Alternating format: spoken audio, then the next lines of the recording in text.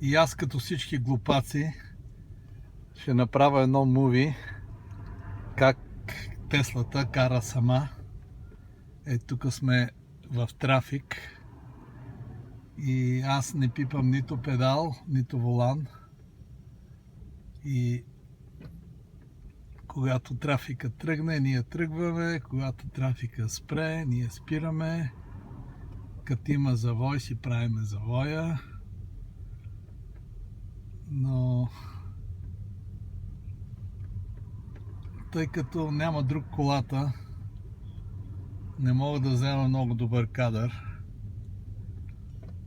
И тук мога да покажа, че няма ръце върху волана и че няма краката ми са прибрани, няма крака, ето ги педалите, няма крака върху педалите. Ето тук е трафика, тръгваме, сега тръгваме.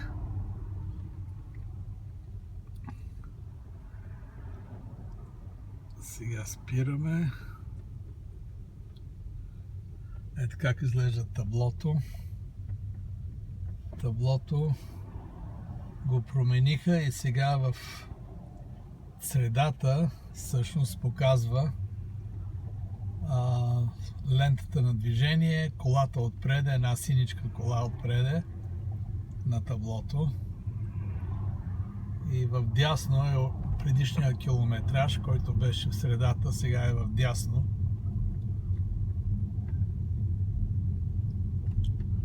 Ето сега скоростта се увеличава.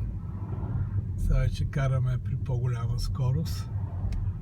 И сега има един завой. Ето сега колата сама ще направи завоя.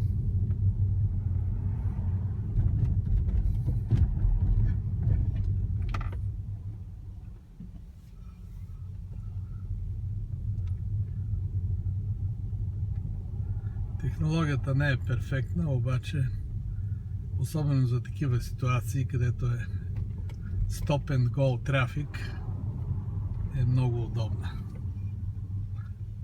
Това е за сега. Ще направим друго муви друг път.